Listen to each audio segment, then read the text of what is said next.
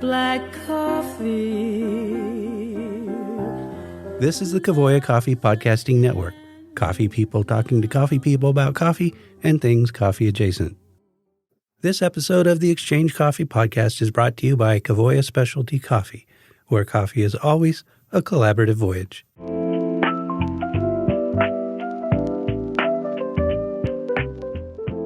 Welcome to the Exchange Coffee Podcast, hosted by Mark Inman and Todd Mackey. This is episode 51, and the topic is cold coffee. And just to be clear, cold coffee is a phrase that here means coffee beverages that are consumed cold. We range far and wide in this episode, but not nearly as far or as wide as we did before I got the episode into the editing bay. You can thank me later, but for now, chill out and have a listen to the cold coffee episode. And now, here they are, Mark and Todd. Welcome to the Exchange. My name is Todd Mackey, and I'm here, of course, with our esteemed producer, Mike Ferguson, and my wonderful co-host, Mark Inman. Mark, how are you today? I'm doing well. Yeah, this is day 2 of being out here in Providence, so enjoying the brisk weather of Providence. I saw it's 80 degrees at home. Is that right? Yeah. 80. It's like 20-something or 30-something here. 24 when I woke up. Ridiculous. Yeah, crisp. Yeah. Very crisp. And we are in the sort of beginning of the shoulder season, as many would say. March in New England is said to come in like a lion and go out like a lamb. Although we're probably airing this in like late August. That's not true. Oh, in Georgia, where I lived, March comes in like a lion, goes out like a lamb. In New England, March comes in like a lion and goes out like a slightly smaller lion. Yeah, we had unseasonably warm weather last week, 70 degrees. Yeah, but it was like a 1-week blip for you, right? Well, not even. It was a couple of days. But in general, we had like a mild week up until you came into town. Yeah, so it was cold. The recipe for disaster got out of my lift this morning. Stepped right onto some black ice and biffed it big time. No way, really? Yeah, probably bruised my elbow, and I'm pretty sure I bruised a rib. See, I'm not even paying attention to that. I should probably look where I'm walking. I thought I forgot about the temperature, and I thought I was just stepping on a wet street. Yeah. Bit it big time. Yeah, where I live, there is no such thing as black ice. I would never even. Well, and you're wearing like leather bottom loafers, so that's right. You're screwed. That's right. There is not a chance you're going to catch yourself. I'm going down. Yeah. Well, I'm just going to say it's appropriate that we're speaking about the cold. Because we are going to talk icy cold coffee. Which I think if you were to say something that is we've never talked about cold coffee. We've talked about briefly. It's been a subcategory in other episodes. We've never had a dedicated episode to cold coffee. Not that I'm aware of. But if ever there were an episode to have, if ever a SKU, a product line, a sub kind of category, let's call it, deserved time on the exchange, it's cold coffee. Absolutely. Yeah. It's probably the most aggressive category of growth in coffee. Absolutely. Yeah. In fact, for the last 10 years, consumption of cold category coffees has increased so much that if you look at the NCA's annual survey, you could mistakenly interpret the data as people are drinking less black coffee. Because as a percentage of the population, consumption of black coffee has dropped like from 25% to 15% daily coffee drinkers. But what that is an increase in people who are drinking cold coffee, for which and rarely do they drink it black. I mean, I do, but rarely do they. So the percentage of people because the number of coffee consumers has grown, so as the number drinking cold coffee, so the black coffee consumption has dropped as a percentage of coffee drinkers. So I was going to write a blog say, is black coffee in trouble? And then I realized, no, I'm just looking at the data upside down. Right. Yeah, no, it's definitely, in my time in specialty coffee, it is the one category. Like if we include like prepackaged, ready-to-drink cold coffee along with any other relatable products, cold coffee beverages, let's say. So these are your like canned lattes and, similar. This is the one emergent, like, you can't even really call it a fad because, like, I mean, it exploded onto the scene, became, like, you know, really the focal point of brands as they were being acquired. They were, you know, blowing up, being sold. You know, the whole, like, mergers and acquisitions just set off on companies that were well positioned in this, and, you know, became the focal point even of events like RICO Symposium for SCAA prior to the merger. You know, a huge category. I mean, I'd be so interested. Mike, do you have data for overall consumption trends as it relates to the last 5 years in cold coffee on hand and what that segment is worth to our industry? I don't. Okay. I don't have it right now in front of me. That information is available from the NCAA's annual Drinking Trends Survey. And I'm sure it'll be inserted into this. Yeah, we'll probably have an edit in. Yeah, you might have a Mike from the future moment. Yeah. Cool. Hi, this is Mike from the future with a few cold coffee stats. In 2013, cold coffee beverages accounted for 37% of sales at one super large coffeehouse chain. In 2024, cold beverages accounted for 75% of sales at that retailer. Estimates place the global value of coffee consumed cold in 2016 at $2.2 billion.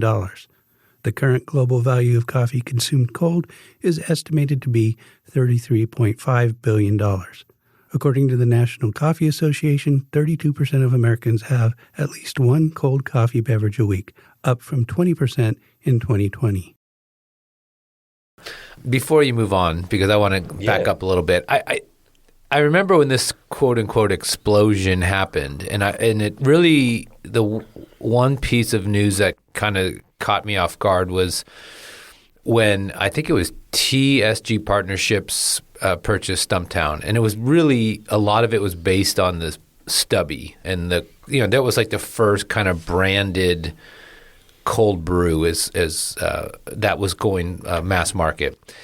And I thought, like, all right, you're investing in something. I mean, iced coffee had been done always, and somebody just packaged this. But, you know, the idea of investment groups, private equity firms, just latching onto a product like cold brew, the idea was, people were going to buy flats, like 6-packs and 12-packs of cold brew at Costco, and they're going to have all this massive sale. But it never happened. And I think cold brew is a product. That's not true at all. You think people are drinking a 6-pack? It has absolutely happened. I've yet to see a person. I don't know a person alive that's telling me they drink 4 cold brews a day. I'm not suggesting that, like, someone's got a rack of cold brews. That's what I'm saying. I think that's what the private equity firms believed, is that people are going to drink it like beer or like soft drinks. They're getting into it and realizing. I have a few different ways I want to attack this, so allow me the space, please. Of course.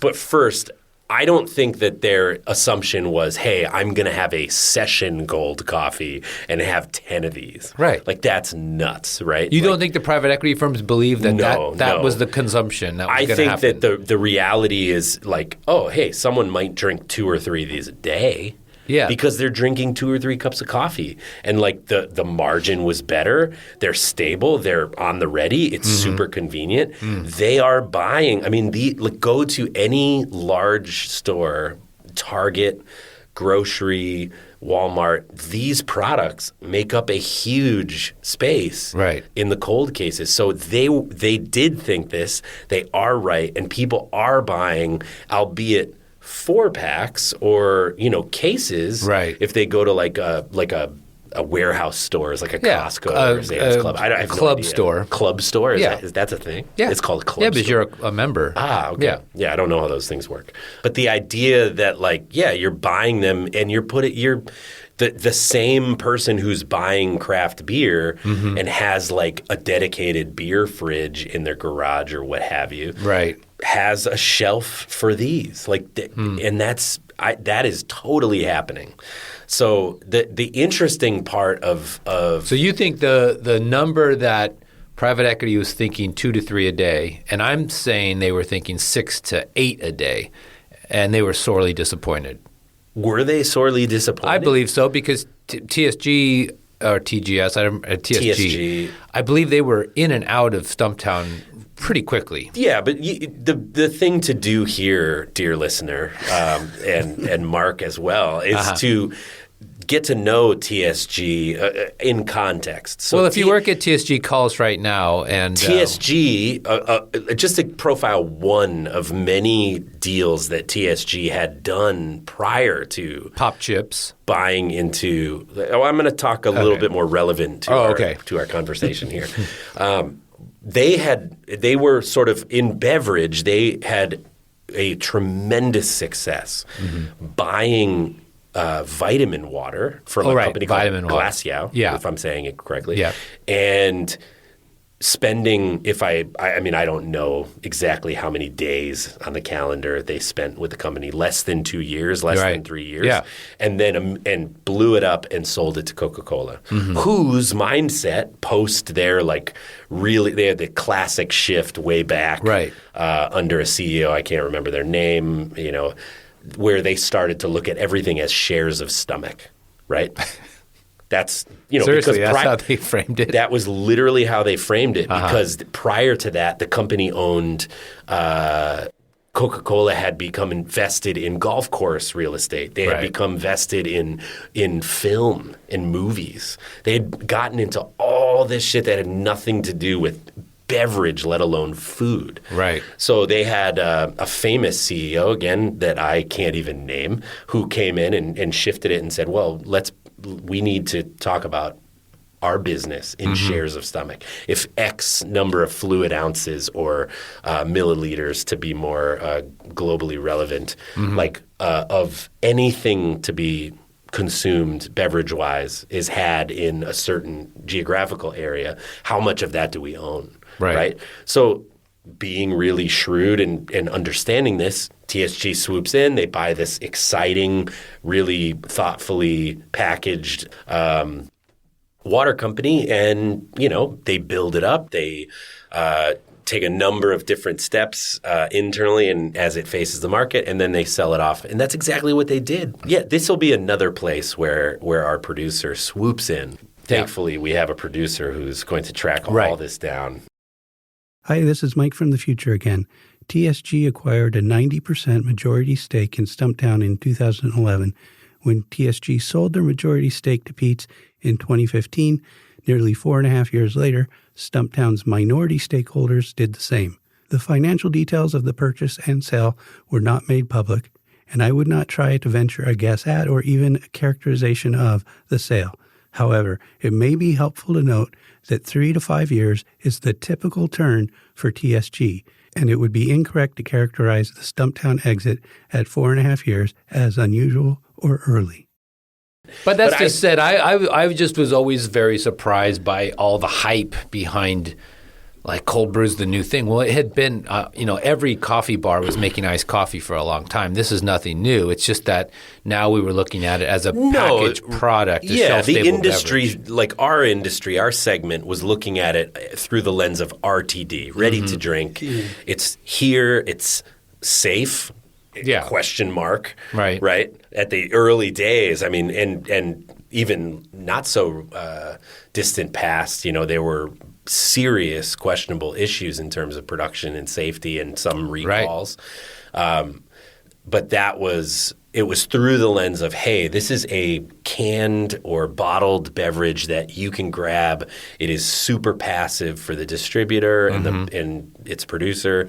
And that changed everything where, the first cafe I ever worked in, cold coffee was the coffee that was brewed that you didn't sell that day, which is so ridiculous. Right. I mean, that is so ridiculous. I think most coffee houses, that's how they approached it. At the time? They drained the brewer. Was that, I mean, you have a history working for a wholesale roaster during those days. Well, even I worked. What did you recommend? Was that the strategy? No.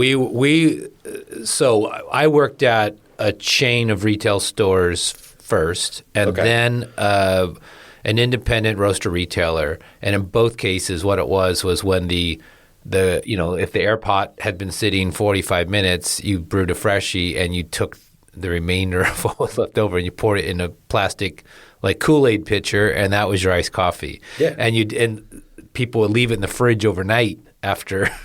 Yeah, which is not healthy. And as a wholesale roaster, my recommendation was to do. I called it the Hayashi method, but after Mr. Hayashi in Japan was recommending like flash brew. Flash brew. That's how I recommended, because I thought it was safe, it tasted great, and it could be done on the fly. It's still my preferred method. Of all the methods, coffee. I would say the only thing that I've grown a liking to recently is nitro. I really like the creaminess of a nitro brew, but for a refreshing iced coffee black, I take it black.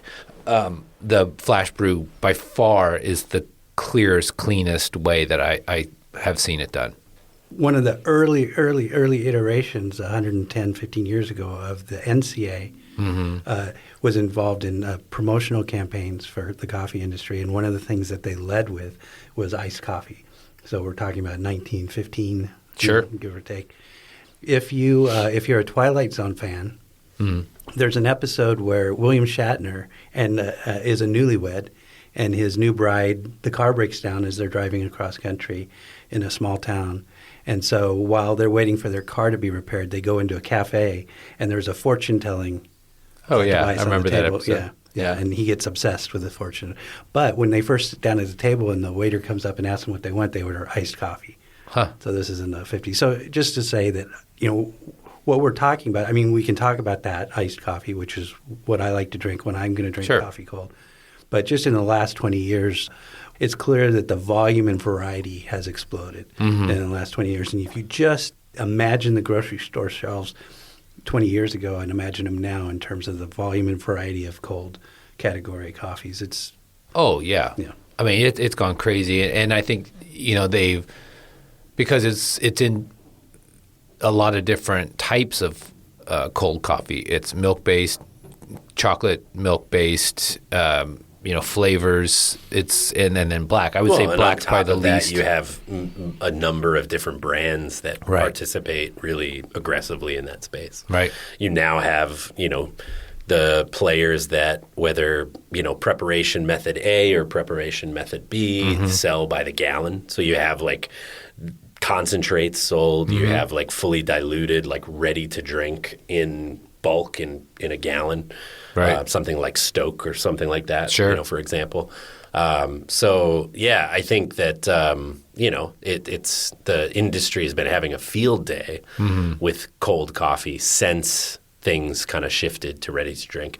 That's not to suggest that, that cold coffee, iced coffee, as it's called in New England, that's probably, I don't know, it'd be interesting to know, regionally speaking, like the percentage breakdowns for what what Dunkin' Donuts sells, coffee wise, because and then you have people here, are drinking iced Dunkin' like in the middle of blizzards out here. Seriously. Oh yeah. Yeah. Hi, it's you-know-who from you-know-where. In terms of share of cups, that is, out of all the cups of coffee consumed on any given day, what percentage are some form of cold coffee? The Northeast actually comes in third at 30%. The South holds the number one spot at 34%. The West is next at 31%, and bringing up the tail end is the Midwest at 28%. But those are summer numbers. During the winter, the West grabs the number one spot at 25%, followed by the South at 22%, and the Northeast is tied with the Midwest for third place, both at 20%. And then for those of you in Rhode Island, you're like, well, hold my beer, because we've had coffee milk since the 50s. Like, this is nothing new. Yeah, what about that, Mike? Is there, what is the history of longer coffee than milk? the 50s. Is that right? Yeah. Okay. And, in fact, if you go to Sprudge and you look up my name, there's a really long think piece on coffee milk in Rhode Island. So I won't repeat everything, but yeah, it just basically coffee syrup is what it would be. Something similar to when you do like the overnight slow slow drip cold drip coffee, and the resulting syrup is basically what it is, sweetened.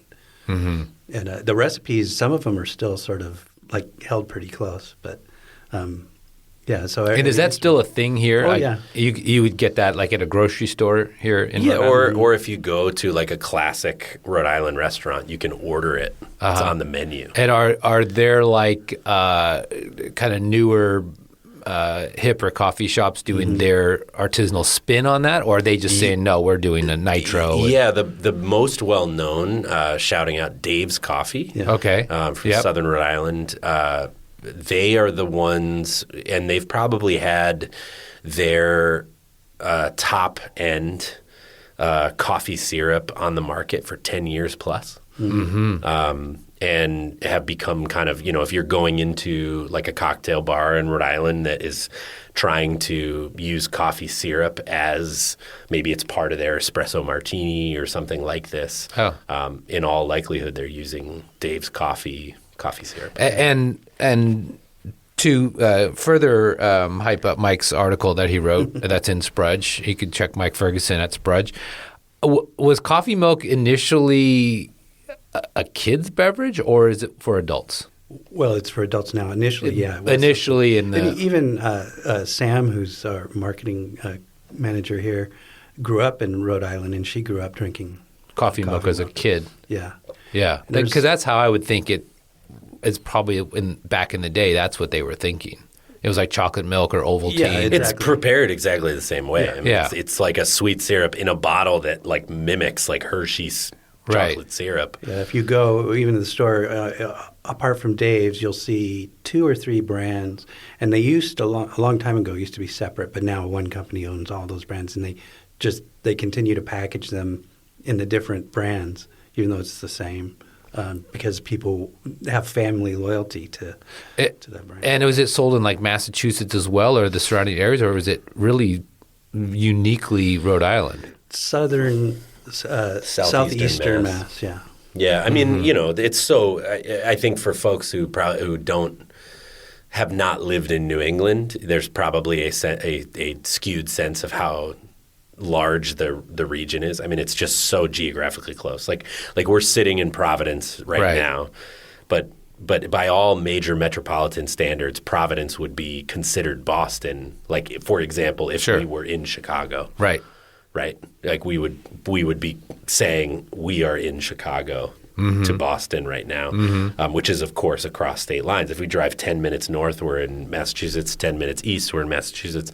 So of course there's a spread in the region. Right. I'm just surprised it didn't go farther and wider, because it is a product I think would do well. Like in the South, I think would be very popular. Yeah, you would think that you'd see more like you'd think that you'd see it pop up more in things like ice cream sundaes and Was it used for that? I'm sure in places. I mean, it was certainly used as a syrup. I mean, that's for like milkshakes. A kid's version of affogato. Yeah. That would be kind of cool. That's why Sprudge titled my article "The Mystery and Majesty of Coffee Milk," because there's this little bit of mystery about it. Why it's almost like we intentionally kept it a secret. Yeah, it's weird. The fact that in California we know more about strawberry milk than coffee milk seems insane to me. Well, and we know about that too. Like that was happening here too. I tend to believe that the reason coffee milk didn't get bigger is because chocolate milk.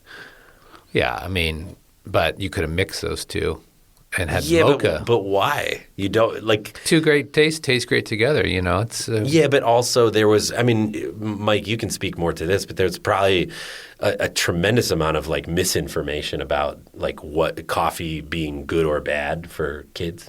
Oh yeah, even in my lifetime, ironically, you were thought to be a bad parent if you were giving your 5-year-old coffee, but you'd let them drink all the caffeine cola that they wanted. Yeah, caffeine cola or chocolate, which has caffeine as well. Yeah, they're interchangeable for all intents and purposes.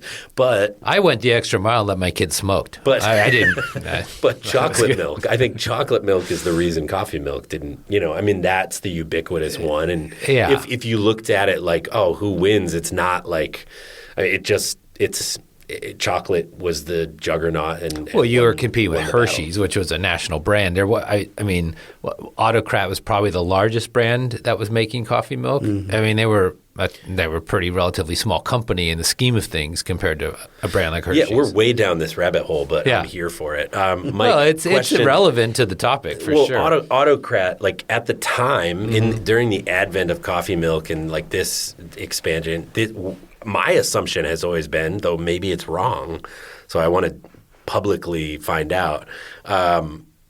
Were they also like roasting coffee and selling ground coffee and doing all this? Yeah. They had a canned coffee, right? Yeah, I have an antique. Yeah. So I mean, with that in mind, I mean, it would have probably just boiled down. That's not a coffee syrup pun or joke. Probably not a pun either way. But yeah, it's not.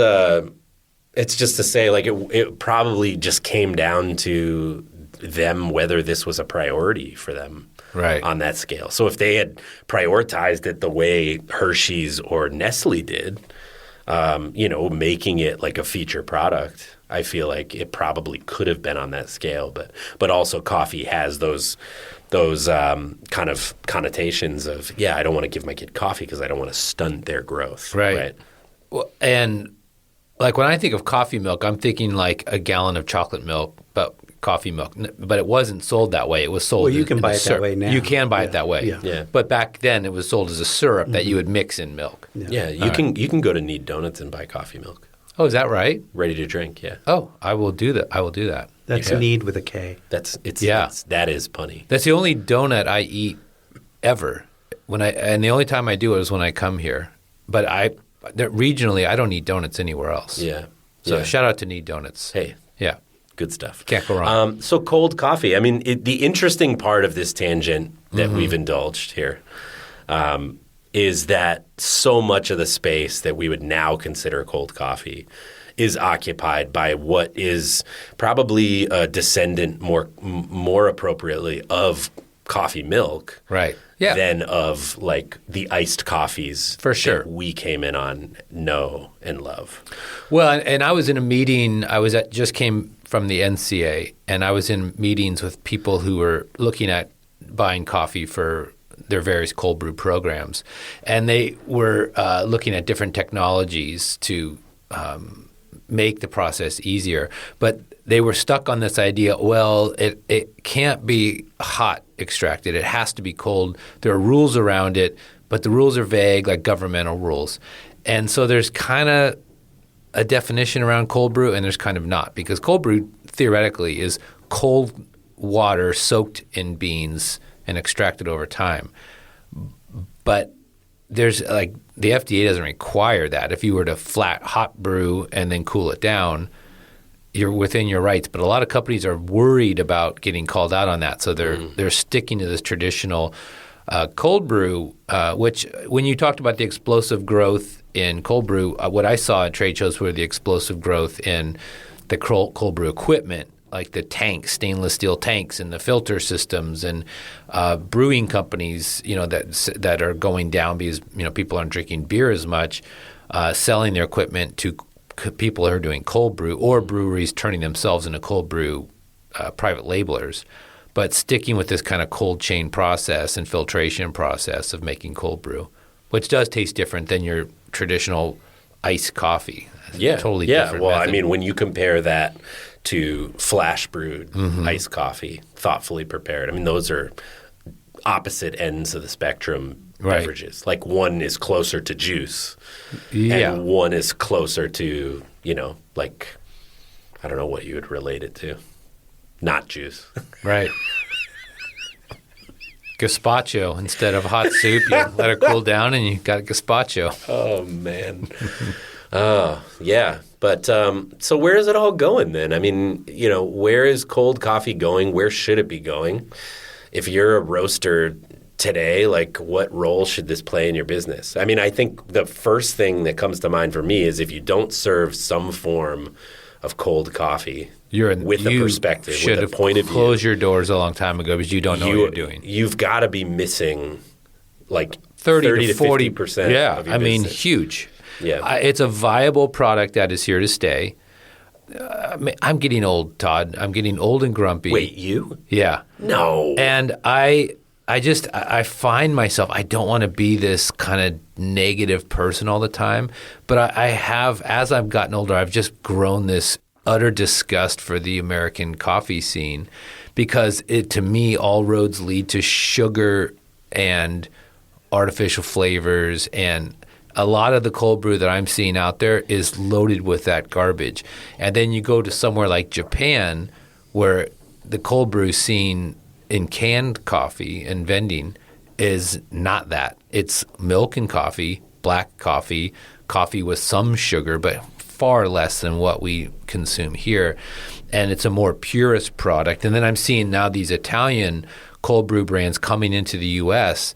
because it's like espresso with lemon. It's like people here want the milky, sugary, cocoa-y, and coffee concoction that's like, you know, some of these things have like 38 grams of sugar. I mean, you may as well drink a Coke at that point.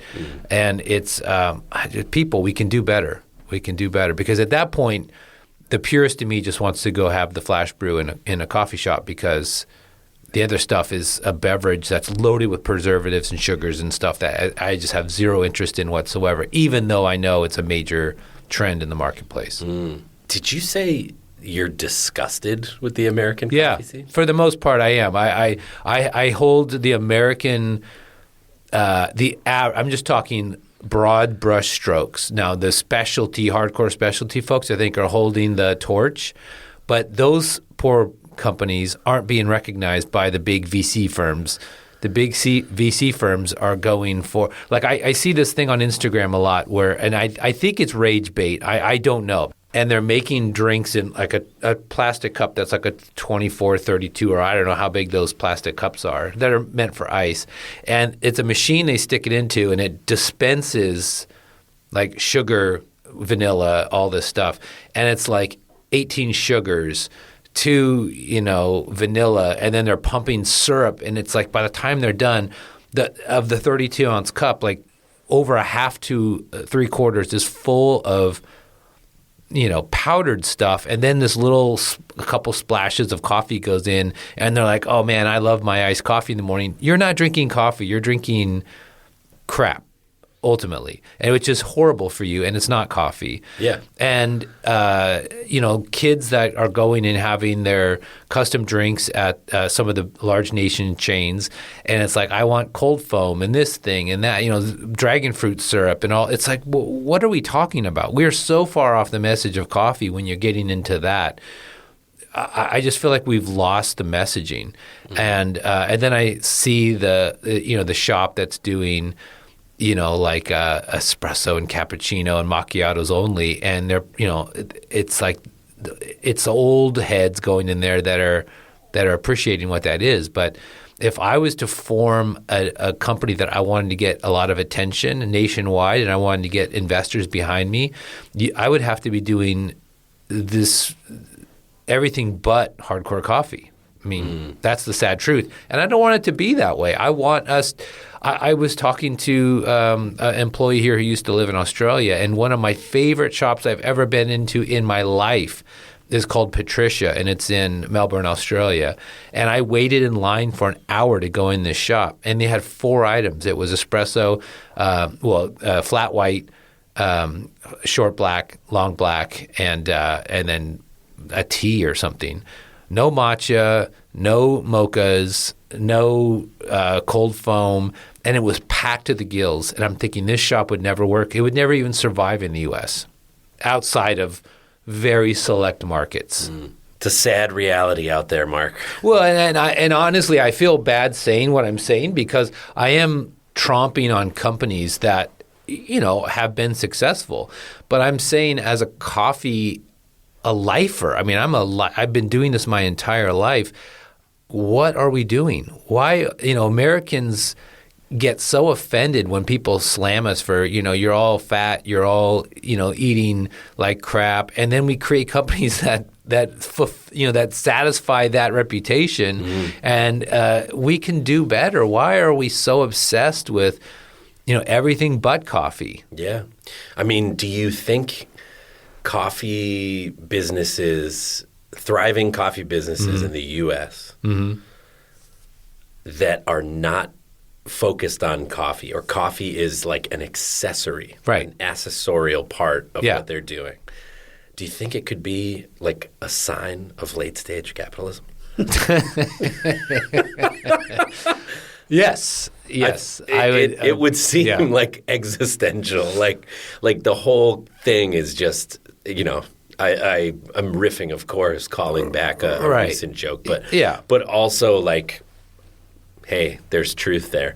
I am here for it. I appreciate your disgust. I don't think there's anything to say other than, that's sort of zooming out. That has sort of been intrinsic of the tension in coffee retail and specialty coffee. Right. Like, it's been antagonistic as something for my entire tenure. I mean, I guess I would have assumed, looking back, that you would have the same parallels to look at, and the generation before yours, and maybe it's not the case, but yeah, it's. I'm very thankful that. If I look at, like, as a resident of Providence, when I first arrived here 20 years ago, right. gasp. Right. But when I first arrived here 20 years ago, like, if I look at, like, what existed for options for coffee-focused specialty cold options versus what is possible now, like the options of flash brewed, single origins, Right. cold brewed blends on nitro, not slow drip, like Mike mentioned, Right. Overnight or long period slow drip, Yeah. Cold brew towers. Right? Like, these kinds of things are not only in city center, like we can walk there from here being downtown, but like in neighborhoods and small towns that are suburbs of a tertiary city like Providence, I can go to cafes and get these things and have a really elevated specialty coffee experience. It's, again, to your point, I mean, at this stage, I don't think venture capital is entering coffee at all. Yeah.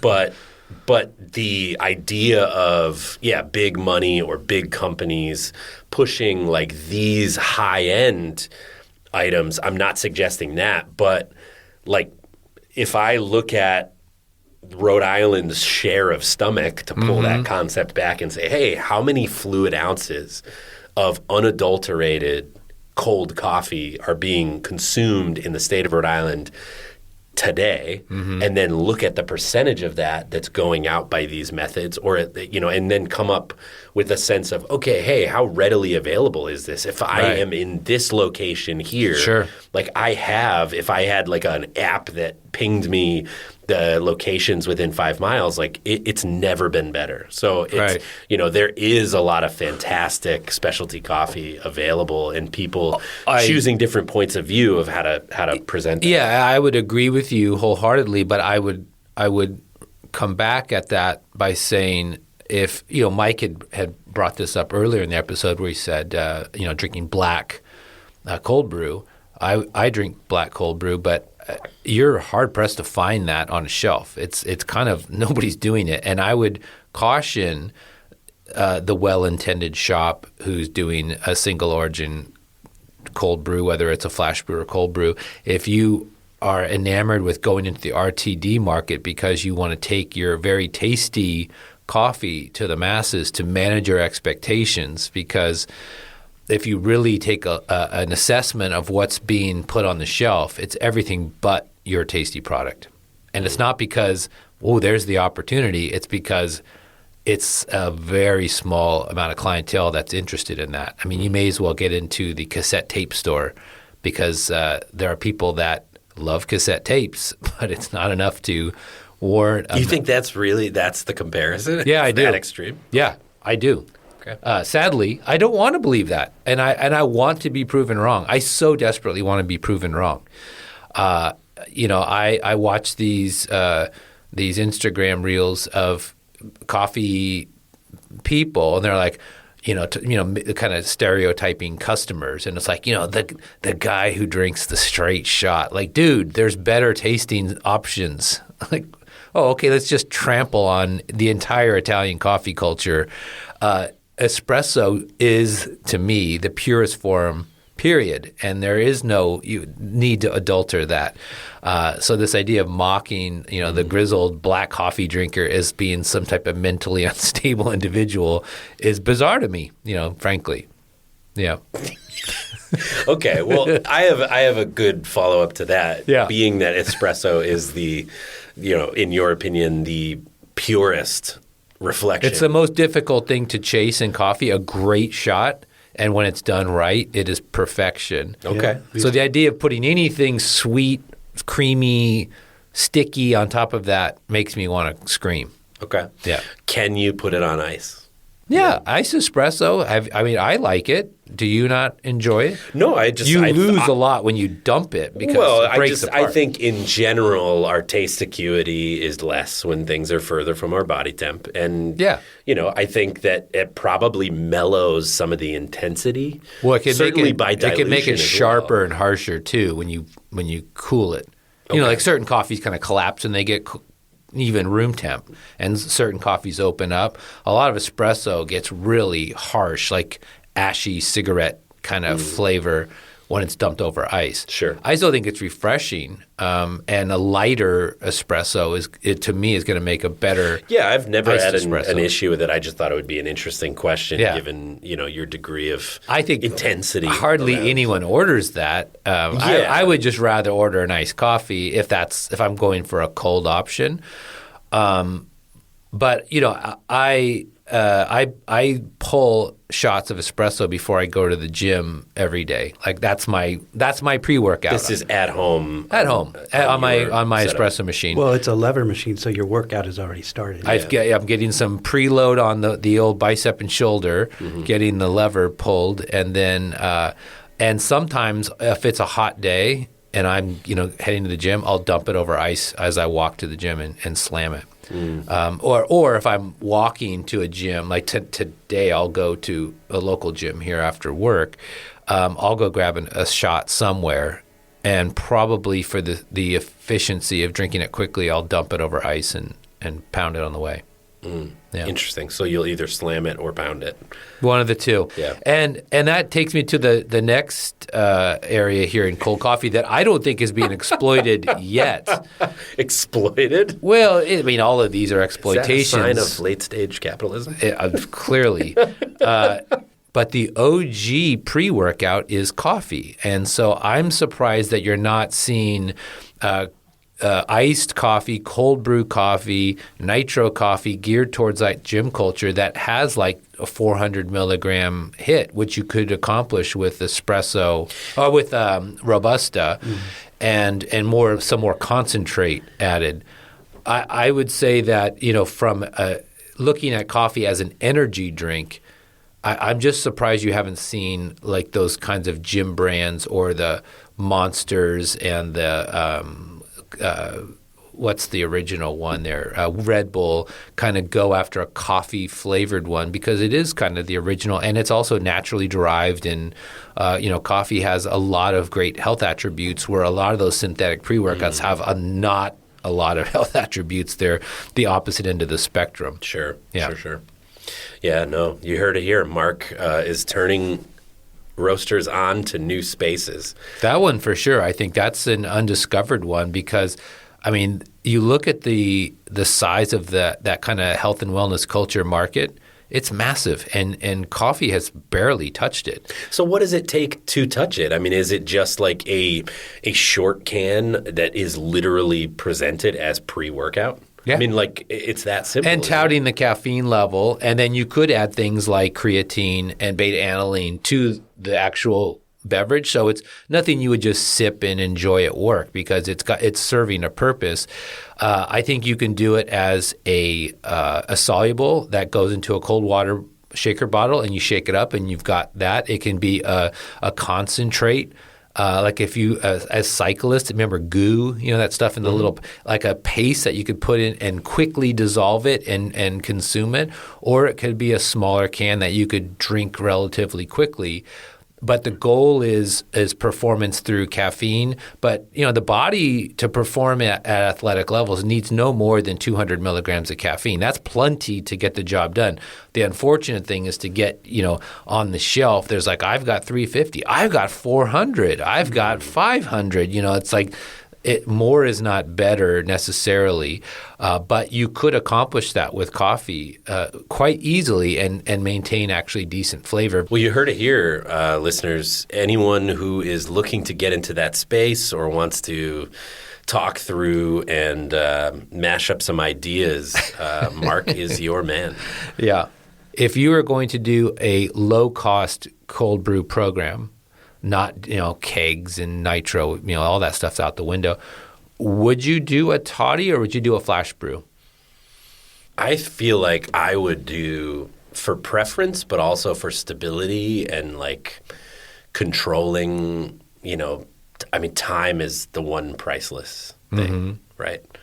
And to sort of be intentionally poetic just for the sake of fun conversation, but also realistically speaking. So yeah, I would absolutely do flash brewed. Plus it's a made to order product. Yeah, so it has and this is not a pasteurized product in most cases, certainly not historically. Right. It's not stable. No. So, when you talk about like, hey, usage times and stuff, I mean, I hope that people are processing this within 24 hours. And because to me, from where I sit, and I'm not a chemist by any stretch, right. I know that it's much more, it's going to be a much slower process, bacterial growth speaking, when it's kept in like a refrigerator, right. a capable refrigeration unit. But it's still not something you should be serving days later. No. So, I think the most logical way to enter straight away is like, you can basically for flash brewed coffee, you're dividing your brewing water. You're doing a bypass by adding a certain portion of your water, mass in the form of ice that's catching the concentrated brewing.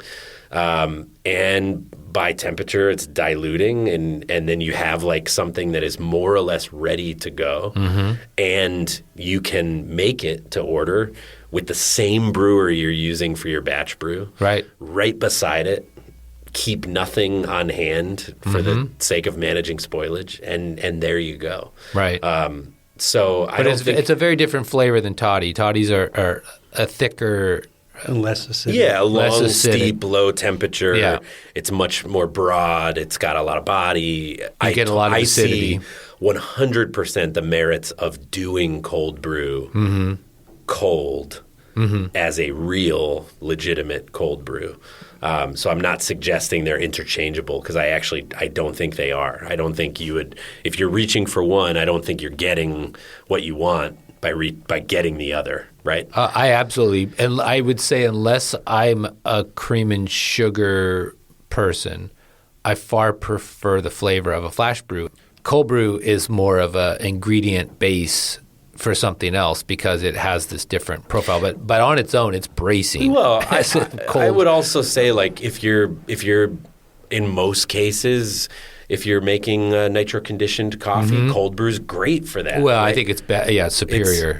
I think you can absolutely do both, but they are measurably different, and so based on that style. But I mean, just hey, if right now you serve no cold coffee, and in an hour you want to serve cold coffee as like a result of this, fun and dynamic conversation here on the exchange, you can brew flash brew coffee from everything you have right now in your cafe. Exactly. Yeah. Tools are there. Have at it. I think you're going to love it. Now, if you were Todd Mackey or Mike going to go into the RTD space right now, as you guys are both beer drinkers, so you have seen the problem with oversaturation of beer brands in the marketplace, and how are you standing out? How are you getting recognized?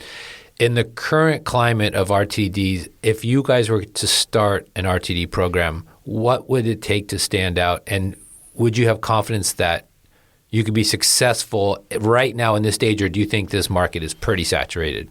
I think you can be successful. I think that much like I think it's more true of packaged beverage overall, but I think you have to acknowledge that it isn't. You're not going to get that success as like, hey, we're an awesome coffee roaster. Our brand is on the can. Here, try it.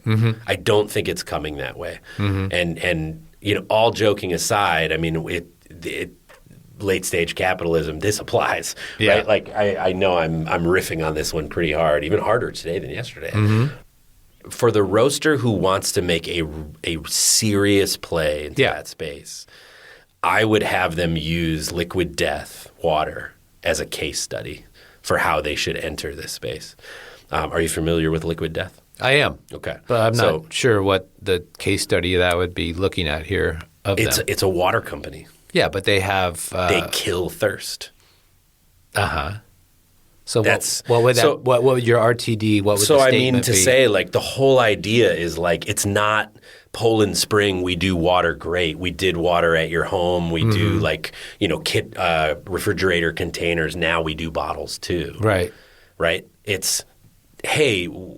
Poland Spring is there. Aquafina is there. Right. Anyone who is a beverage company has a water company, has a water division, or a water brand, or they probably own multiple brands. They're all the same water, right?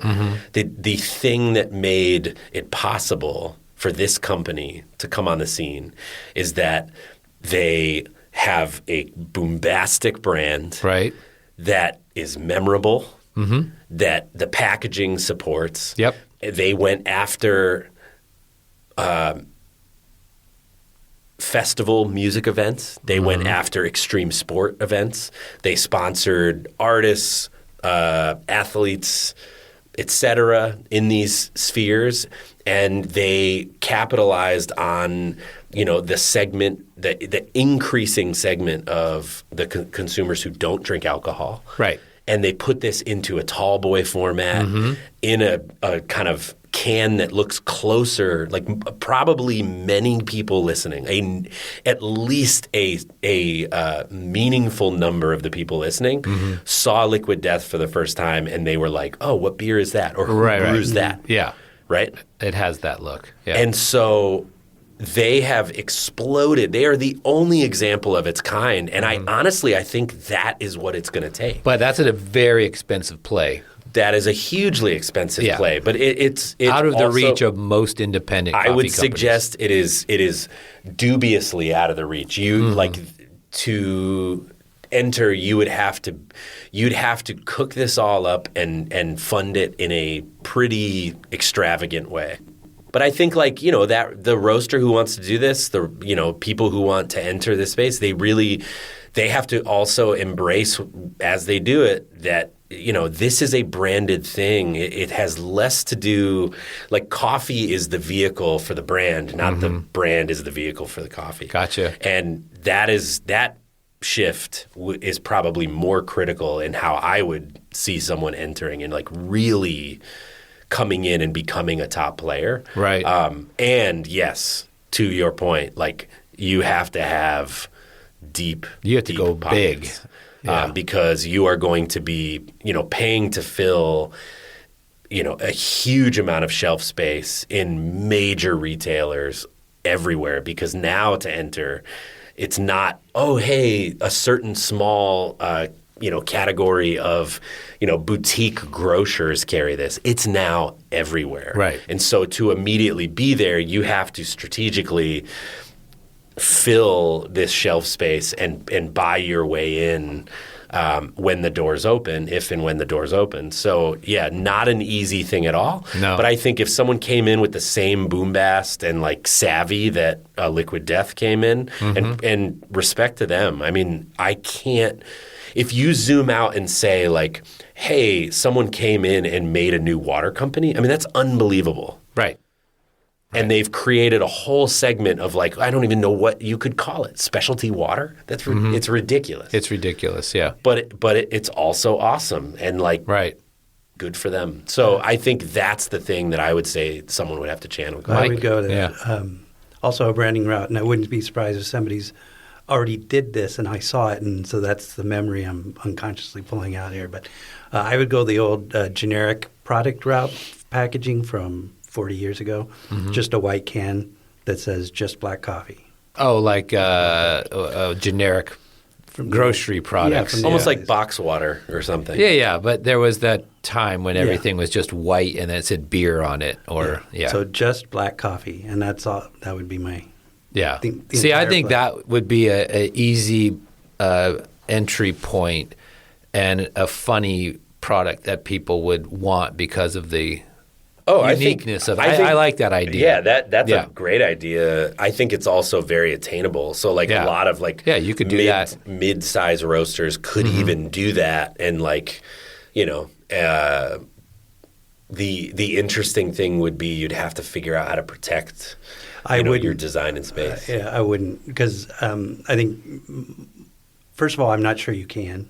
Why don't? Oh, you can't sure you protect can. it. Yeah. I'm not sure I can tall boy that, but I don't. I mean, I don't know, but I wouldn't worry about it, you know. And I mean, multiple manufacturers could have that product out there, right? But, and if you're a small regional player, if it gets knocked off in different regions, it's just a nod to you. I don't. Unless your strategy is to go nationwide, at that point you'd have to have some type of moniker on the back or something, branding that you could claim the uniqueness of it. But overall, I think that's a pretty brilliant way to do it. And another question for this panel here I've created, this fake panel of just Mike and Todd. In Japan, the bulk of the cold coffees that are done in vending machines are owned by beer companies. They're not owned by coffee companies. Why hasn't the beer market in the U.S. mimic that? Yeah, I mean, I would speculate that because they're in trouble. They would be more likely to do that now and in the next few years because they own the distribution on the vending machines. That was the. Yeah, I mean, here there's not vending machines, so I don't, shame.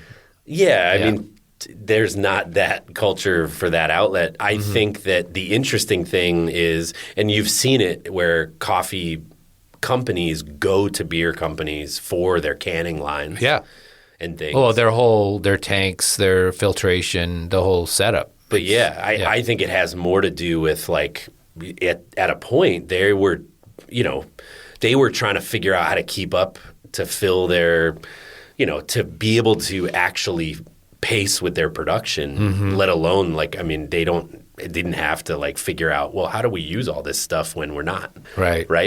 To me, the thing that I'm surprised we haven't seen is like a mobile canning line type of business strategy. Oh, they're out there. Yeah. Oh, I know they're there, but I'm like, you don't see people like coming around to roasters on the regular and saying, hey, why don't you like batch this stuff and we'll swing through Friday from 11 to noon and we'll can your stuff. Yeah. And that's, and just, you buy a canning line, put it on a truck bed, and you make your rounds. I mean, that's like in the wine industry. There's the bottling in our town. They drive around to the smaller brands and just bottle, everything for them. Well, we I don't know about today, but 15 years ago, they were so busy that it was, they didn't call on you. They didn't make sales calls because they didn't have to. Right. And you would call one to, appointment, and you were weeks out just to have a conversation. Yeah.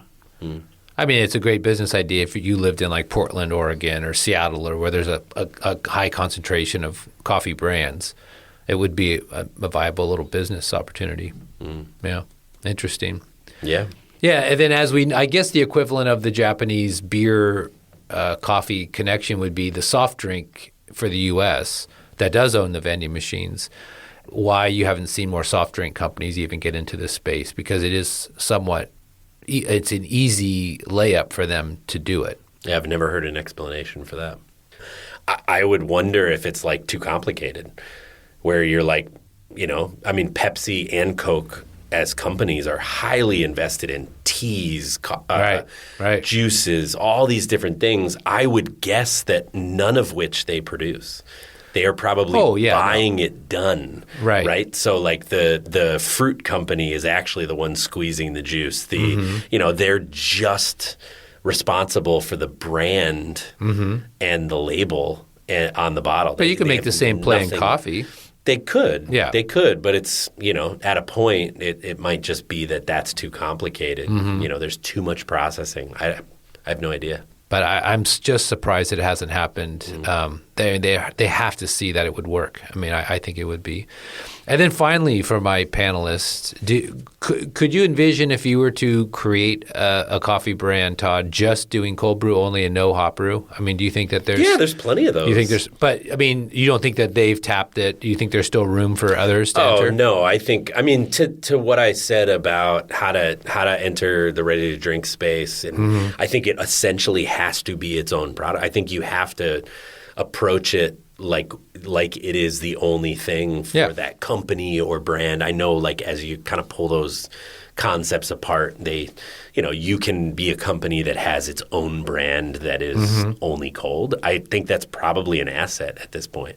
Yeah. If you're trying to engage the kind of broad market. Right.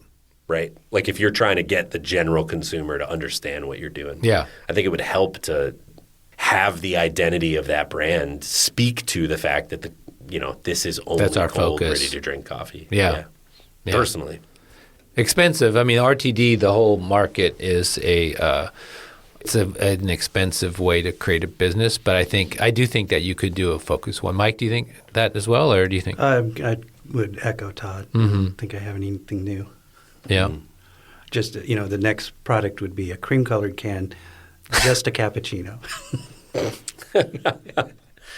Yeah, well, I think you could do a line of different things like that. I think that's actually a brilliant idea. I think it would be. Someone's going to steal it I based think on this episode. if you had a can that was black coffee and you had a can that was coffee and milk, coffee plus milk, or some of those menus that as cafes got a return to smaller drinks, and simpler menus. Hey, this is black coffee. This is coffee and milk.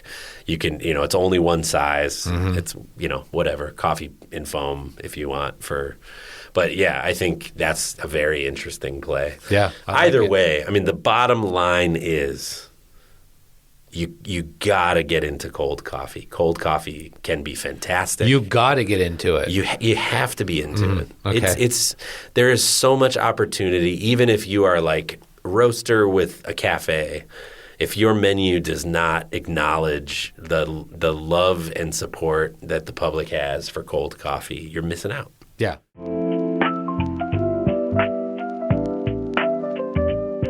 You've been listening to the Exchange Coffee Podcast, hosted by Mark Inman and Todd Mackey and produced by me, Mike Ferguson. The Exchange theme music is Exchange by Lo-Fi Zoo. Here comes your postscript, but stick around for some housekeeping on the other side. Because I do catch a lot of flack from my snooty flyer character. That is a character that I play. think If you've enjoyed this or any show on the Kavoya Coffee Podcasting Network, please do all the things. Like, subscribe, review, don't keep us a secret, and take our listener survey at the link in the show notes. Finally, remember two things. You can email me with thoughts, ideas, kind words, and limericks at mike.ferguson@kavoya.com. And Black Coffee is performed by the one, the only, Ella Fitzgerald. This has been a CCPN production.